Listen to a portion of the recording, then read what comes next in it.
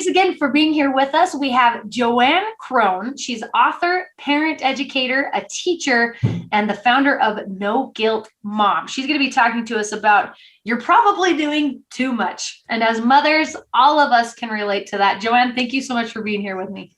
Thank you so much for having me. I'm excited to get into this because even as a mom and no guilt mom, I still think I'm doing too much. So I know, and because we all probably are. So what inspired you to start the No Guilt Mom?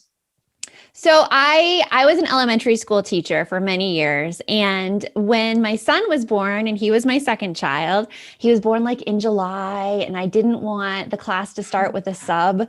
And so I'm like, okay, I'm going to take a year off. And during that year, I started working on my site, and I realized that there were so many parents who they didn't have the community and they had all this guilt weighing on them, that I started writing about it. And I started writing about discipline and positive behavior, as well as the stuff I took from my own teaching experience, how to get kids to do homework, how to encourage siblings to get along, and all those things that parents so desperately needed. But there's so much guilt and shame surrounding those things, that it's not something that we ask for help for.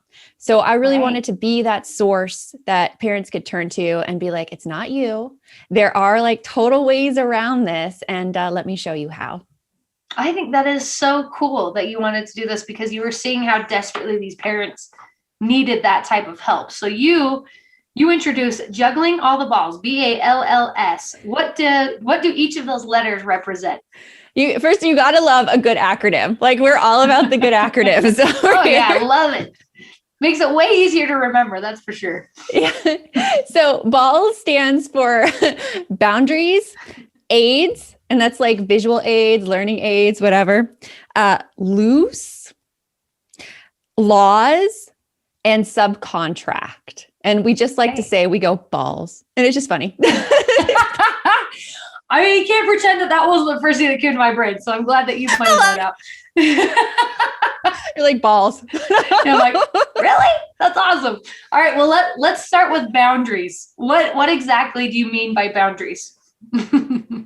So with boundaries as a mom, you need to know your own boundaries because we all have them. We all have those instances where we could be completely happy one moment and then all of a sudden something triggers us and we get very upset and our patient goes down to 0. And that's really a clue that one of our boundaries was just it was just passed, something just happened. And so knowing those boundaries is really important. And if people listening, if you don't know what your boundaries are, the best places to start are time. Time boundaries are so common. What is my time versus what is my kid's time? And when are they able to ask me stuff and interrupt versus when do I need a focused time to be alone? And then another common boundary is space. What is my space that I have control of versus everyone else's space where they can do whatever they want in it and it does not affect me. Okay. So it's basically knowing how much you can handle. Knowing where it is, because sometimes we tell ourselves that, oh my gosh, this isn't a big deal. I shouldn't get upset about this. But really it is to you. It's one of your boundaries that you feel comfortable. You want to respect that. Okay. So knowing your boundaries, A is for aids, not that type of aids. Visual aids. Visual aids. Again, sometimes you sacrifice for the acronym. It's worth it. It's totally worth it. Like I said, I'm never going to forget this. I know. So aids is visual aids. It's those things that kind of could remind people about what your boundaries are so that you don't have to constantly tell them. One of the visual aids that I like is I have my phone always on my desk. And if I can't be interrupted, my kids see a timer going because they know I work in these focus blocks. So if they see the timer going for that focus block, they cannot interrupt me. I will get extremely upset if they do. So that's one aid. There's another that was mentioned in the book Indistractable, which is such a good book. It's a princess crown that or any kind of hat. But if you wear like the princess crown or the hat or anything your kids know that, hey, this means that I cannot be interrupted, that's a great aid as well. And it just prevents the whole, being like, oh, I told you not to interrupt me and I need my work time. Instead, they know that they need to handle things themselves during that time, unless they're bleeding or dying. And how old are your kids? My kids are 12 and 7. Okay. So they get it. They can understand. So that might be a little more difficult for the younger kids. Have you noticed that? So it needs to just be tweaked a little bit for the younger kids. Younger kids can definitely understand like those aids, but they cannot be expected to do it for longer time periods. Like my kids are good for like 30 minutes at a time, but like younger kids, like it could just be a situation where you're like, I just need 5 minutes, 5 minutes. Yes, seriously. Oh man. Yeah. My 2-year-old will not leave me alone. So I might try and implement that. All right. Yeah. 2 is hard. 2 is like lock yourself in the bathroom. And they still somehow find a way in, I promise. You see the fingers under the door. Oh yeah, exactly. Mom. And L is for loose. Describe what loose means. Loose is all about, it's never going to be perfect. Like when you first start doing these boundaries and when you first start using visual aids, like it's not going to be perfect all the time. And we need to embrace that messiness and embrace like sometimes the imperfection, because if we like set ourselves a schedule that our kids automatically like railroad and like don't want to do it all, it doesn't help to get upset. It helps to keep it more loose and more like general times and boundaries and like aids that you could use for your kids, because it's all an experiment when you're first putting these into place.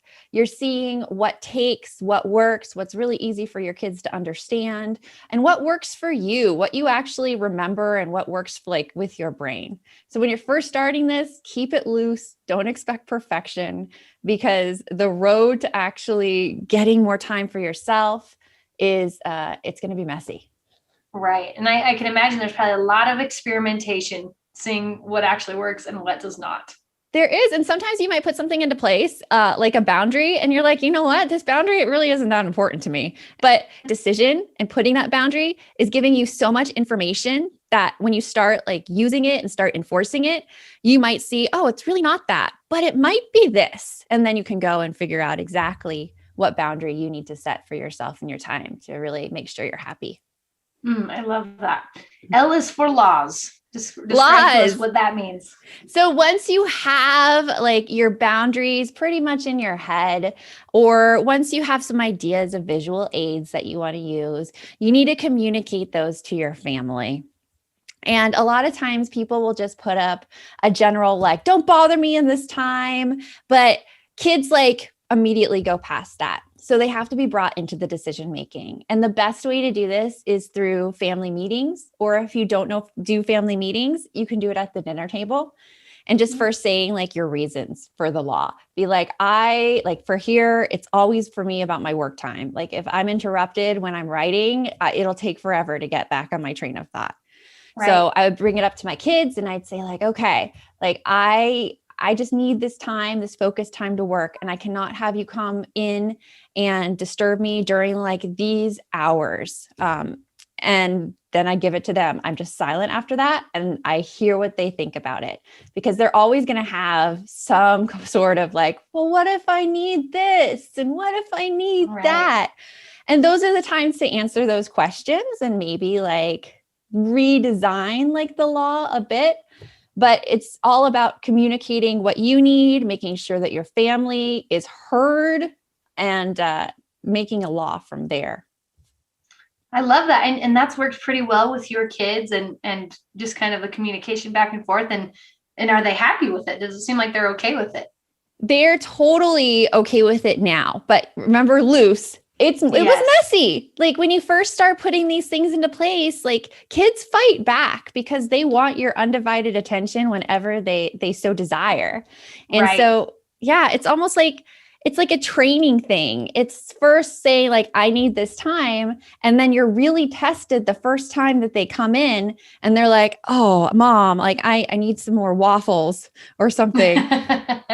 And that's when you're like, we agreed on this. And they might stomp out of the room, especially if they're older kids like mine. Mine would stomp out of the room and shut their bedroom door because they were mad. But that happened only the first time. And then it got better and better from then on. So they're happy now, but they were not happy at the beginning. It took a little bit of work. And S is for subcontract. What does that mean? Okay. So this is really like how we as parents, we do not have to do it all. And subcontracting and having someone else do something that you do not like, that is filled with so much guilt, especially for women. I mean, one of the big issues is like cleaning your own house is like, I heard from so much from my mom, like, oh my gosh, we have to clean the house and we have to like clean it like all the time and make sure it's like completely spotless. And what did I see growing up? I saw only my mom cleaning the house. Like my dad wasn't cleaning the house because she said he was working and we were never meant to clean the house, but she took it all on herself instead of trying to like first subcontract it to all of us, which is it's some work. It's some training that has to be done with the family. But second, like if you have the resources available and you do not like cleaning your own house, it is totally okay to hire someone to clean your house.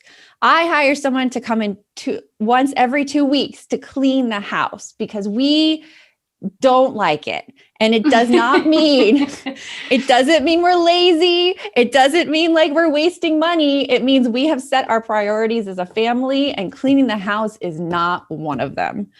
So that's like, that's about subcontracting. It's really figuring out what things do I not like to do that someone else could do better than I could. And I have the resources to make that happen, or I am willing to sacrifice other things to make that happen.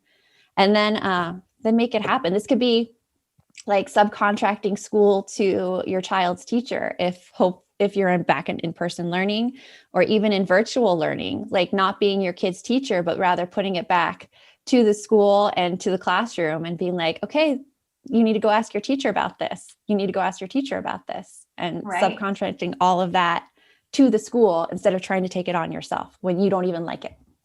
I love that you bring that up because so many things like that cause so much undue guilt for moms for some reason. And what's the impact that you've seen of a mom who is carrying around all that guilt? What do you see in them, in those parents?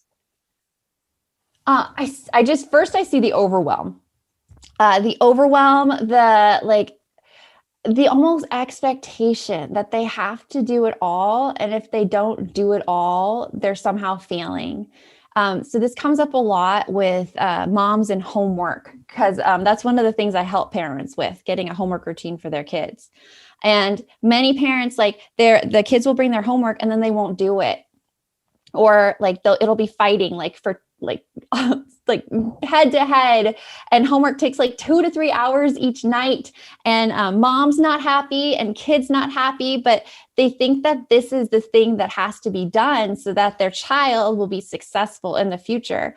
And it's just not. It's them taking on the fight and the responsibility for doing the work. They take it on themselves instead of pushing that back to the child and to the teacher and having that happen within the child and teacher relationship.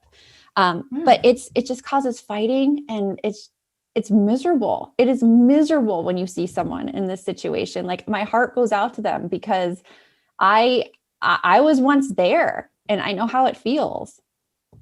Let's talk about that for a little bit, because I think so many parents are struggling with that right now during the pandemic, whether they are being homeschooled or whether they are in school. I think that's a huge struggle, is getting your kids to do homework. So what are some other tips that you have besides, like you said, pushing it back, more of the responsibility on the kid and the teacher? So the big thing with kids and homework, and especially in the elementary school levels, is that it is totally okay to fail at this time. Like we almost want our kids to experience the failure they have of like not doing an assignment in the elementary school grades, because there is literally no repercussions for like getting into a good middle school or getting into a good high school, because it's elementary.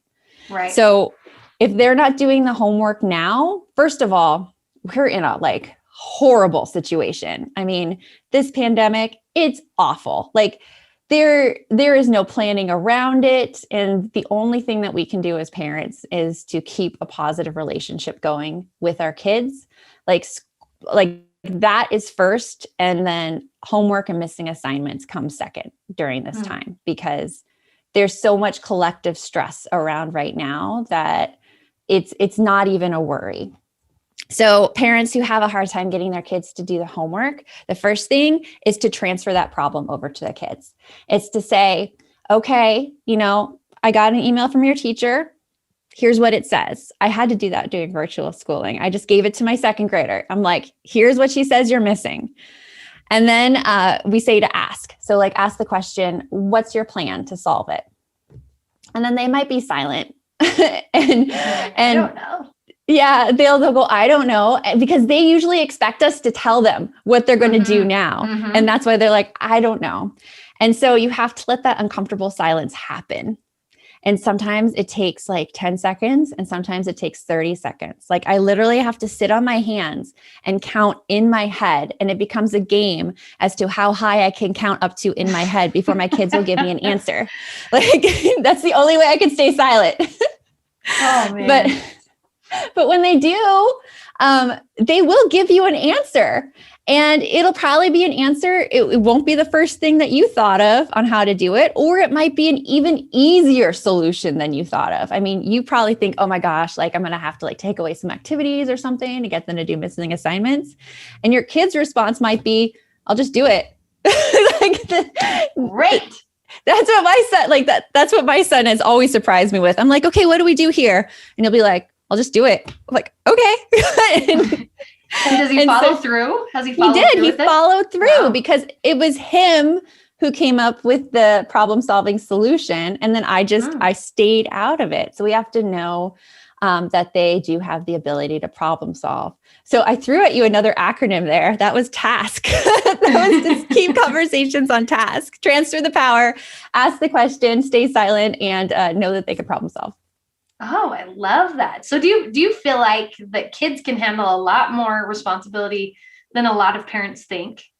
They can handle so much responsibility. But the thing that goes wrong is that as soon as we see them fail, we tend to want to save them. We can't save them with a reminder. We can't save them with appeasing them, saying like, if they don't want to sit at the table and do their homework alone, we can't say something like, okay, well, we'll sit here today, but tomorrow it's on your own. Like we have to just take ourselves out of that. And we can see once they have experienced a little bit of failure, once they've experienced like the natural consequences for not doing something. Like my daughter is in charge of feeding the dog, and it's a new job for her, and she has been forgetting to feed the dog. And so her natural consequence is like, she knows the dog's gone hungry all day, and her heart hurts for that. And she's like, I'm so sorry. So that's the natural consequence. Pretty soon the dog's going to be going in her room, and I'll be like, she ate something in there. I don't know. Oh, I love it. That's so awesome. They can take on a lot. And at what point, if at all, do you intervene as a parent? Because I know, like you said, you kind of have to be consistent or it's not going to work. Is there a time where you do need to intervene and step in? If they're in physical danger, intervene and step in.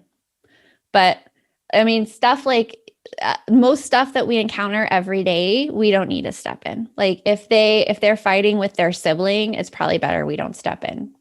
If they're missing an assignment, or if they don't do their homework right away, it's probably better we don't step in. We can lead them and we can have discussions with them, like not in the moment. I always recommend, like, if you see a problem happening that you want to say something about right then, just kind of like check it off in your memory and wait until like after it's kind of happened and resolved, and then talk about it with them. Most of the time, you probably won't need to talk about it with them because they've solved it without like us getting into it. Right. So never do it in the heat of the moment. Do you set expectations for your kids and communicate those and then kind of let things lie as they do? Or do you just kind of even let them set their own expectations? How does that work? So we have as a family our expectations, and our kids know this, is, I was a teacher and I'm a writer and my husband's an engineer. Like, school is important to us. It's very important. And it's important they try their best, and they try things and they fail. Like, failure is a huge discussion for us. We're always asking them, like, what was really hard for you today? What didn't you do so well at? Because we want them to like push their boundaries and make sure that they know that, it's better to try and fail than, never to try at all. So They know that academics and education is really important to us. They know about respect and to treat each other with respect. And we model that by treating them with respect. They know about like kindness to others, those general expectations where it's really big character traits that we value and we teach as a family. And then all the problems that arise usually have to do with something, that's in violation of one of those traits. Right. So where there's no explicit, like, it's kindness, it's respect, it's education, those discussions happen all the time. Right. They just happen organically. I love that. I think that's awesome. What advice do you have for parents if their kids are refusing to cooperate or do homework, or if they've just completely lost interest? What advice do you have for those parents? So usually when kids refuse to do homework or lose interest, there's something else going on. It's not just about the homework. There's some other issue. It could be an issue where they don't feel like they're very in control of the scenario. And they need some time to decompress. They don't want to, they're so used to fighting about it and fighting parents about it that they're not used to having the problem as their own. So as soon as parents like step back from it and be like, okay, this is your issue, I'm going to stand back. And when parents stand back and they watch, they're really watching for what else may be tripping up the kid. Is if it's in homework, how is reading going? Are they having any difficulties reading? Are they struggling with homework assignments because there's a reading issue? Or if it's math, are they struggling that there's like some kind of math issue? And we're just watching. If they're struggling too, I would also have a discussion with the teacher and see if the teacher has seen any underlying like educational issues. So if all those pass, then just stepping back and really watching their kids and trying not to kind of intervene, but see what your kids do on their own. And then you can have conversations and look for progress and not perfection in doing homework. So I guess like just to summarize, just step back, because when you step back, you see what the problem is. Right. Instead of trying to intervene too quickly when you may not be sure if that's the right thing to do. I think that's great advice, really good advice. So I want to know, even with the balls. Balls. I'm sorry. Balls. I'm sorry. I can't help it. I do it too. I think that's what makes it fun. So going back to that, and even it can tie into what you were saying about kids and their homework when you kind of step back a little bit.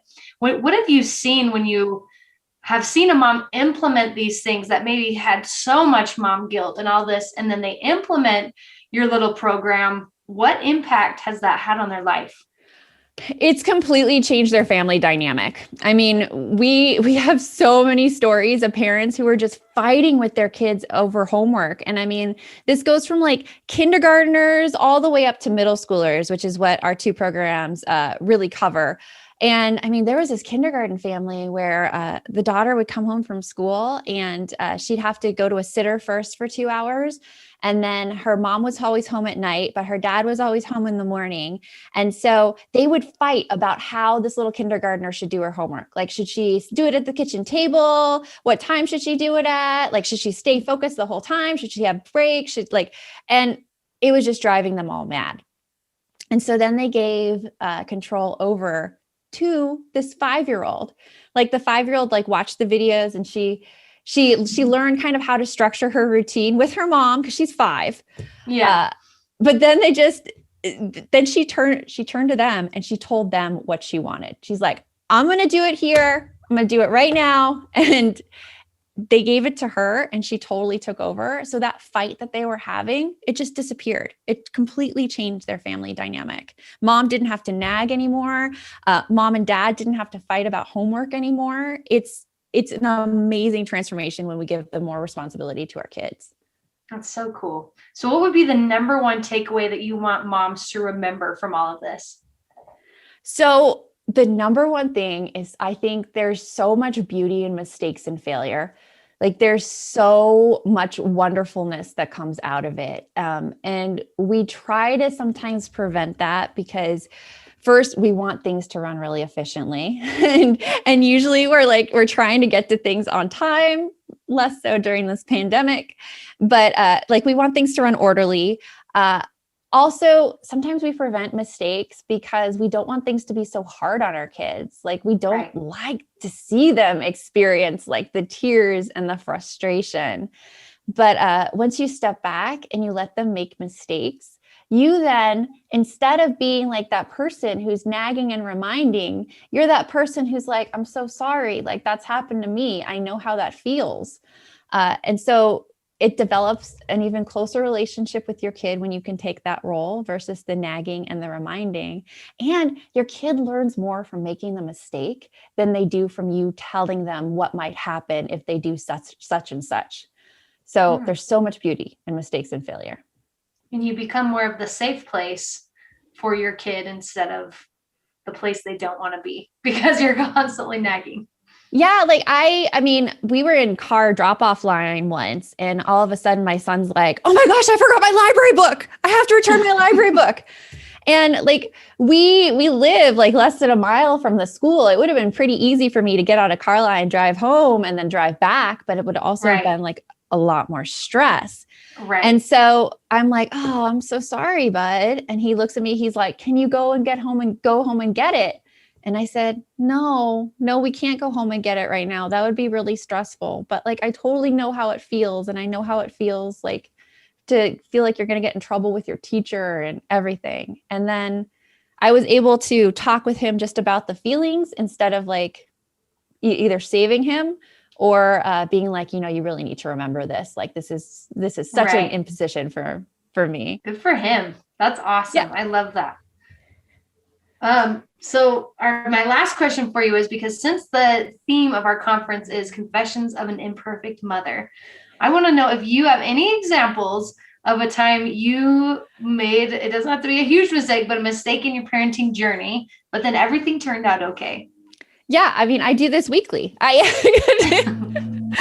mean, it was like probably 3 weeks ago. We're trying to get my son to do his own laundry, and he already like puts his laundry in the washing machine and dryer and takes it out. But really we need to go one step further in folding.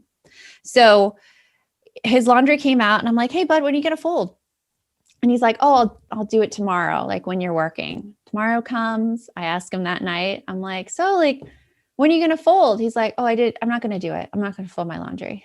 And I'm like, but you promised me you'd fold your laundry. I didn't use the word promise. But you need to fold your laundry. To which he said, you can't make me fold my laundry. Oh my gosh. It was just thing after thing after thing that I knew. I was like, oh my gosh, I'm going to like blow up. And I like walked downstairs. I took myself out of the situation and I was just like so mad. He came up to me and he's like, Mom, are you okay? I'm sorry. I'm like, can you just try to fold your laundry? He's like, no, I'm not going to fold my laundry. So my 7-year-old had better boundaries than I did at that point. And I kept pushing it until I went to my husband and I'm like, am I making a big deal out of this laundry thing? Like, why am I getting so upset about this? And he's like, yeah, you're making a big deal out of it because it doesn't affect us at all. It only affects him. Right. So I made up with him and I'm like, okay, well, I respect that you don't want to fold your laundry and you're just going to have that basket of clean clothes in your bedroom and just pull out of the clean clothes. But we fold laundry so we can find stuff easier. So if you like can't find something in the morning, I can't come in and help you. And he's like, yeah, I know. I'm like, okay. So then a week goes by and he's like looking for socks in the morning. And he's like, Mom, can you help me find socks? And I look at him and I'm like, he's like, oh, right. And he goes in. 2 or 3 weeks later, after this whole laundry fiasco, we finally found the way it affected us because he was taking all the laundry baskets in the house and like he had so many laundry baskets in his room. And finally we're like, it's time to fold the laundry. And at that point he had experienced enough of like finding stuff that he's like, okay. But I was willing to like be right there and battle him for the laundry. And I did for a bit, but it turned out okay. And now he pulls his laundry. Hey, I love that he stood his ground too. He was not budging. Oh my gosh. I'm like, I need to learn something about boundaries from you, kid. Like, no kidding. Oh, I love that so much. I can't wait till my kids are that age. Lots more adventures. That's awesome. All right. JoAnn Crohn, she's an author, parent educator, teacher, and the founder of No Guilt Mom. Thank you so much for taking the time and being here with me today. Thank you for having me. This has been fun. Yes. We'll talk to you soon. Hello, my name is Rich Christensen, and through the years of entrepreneurship and growing crazy businesses, I lost a view of what was really important. Through a series of really tender experiences, my mentor taught me you can replace anything in this world, but you cannot replace your family. So I made a dramatic pivot and started embedding deeply in my family some of the same principles that applied to business. My wife and I began very deliberately parenting. We looked for models, how not to mess our children up. There were really no good models to teach values, to entrench family unity, and to make sure that the values passed on in legacy to my children, and more importantly, my grandchildren and great-grandchildren. So like every great entrepreneur, I secretly created my own models. I was very hesitant to talk about it. But a few of my closest friends saw the impact that this was having on my children. I decided to take the processes that I used and create an online course so others could also work with their families to create tighter bonds, build confidence and self-esteem, while constructing a gorgeous legacy that they could live on past our lifetime. With this 5-part digital training series, you'll find the single most important lessons of thought leadership that I've ever created. There's 5 critical parts to this series, each with its very unique function. The first is symbols, creating unifying symbols that we all can touch to. Second is the doctrine, the guiding principles that we can tag and understand what the rules are. The third is the traditions or the rituals, where we actually formalize and we unite and show that we're unified with the values. The fourth, my favorite, the defining life events. The final section of this is the structure. What do the really wealthy families do to preserve their wealth and to pass on in the form of family banking? To pass on how you appropriately set up the will and how you embed your family constitution so that these values permeate and pass on. I can tell you firsthand that taking these steps to create a beautiful life for my family is the most important work that I've ever done and also the most rewarding. I would invite you to learn some of these principles, unify your family, bond them, and take some of the guesswork out of this. And I'm going to provide you the framework to make that happen with this 30 years of life experiences. So join me, get your membership to build family legacies today.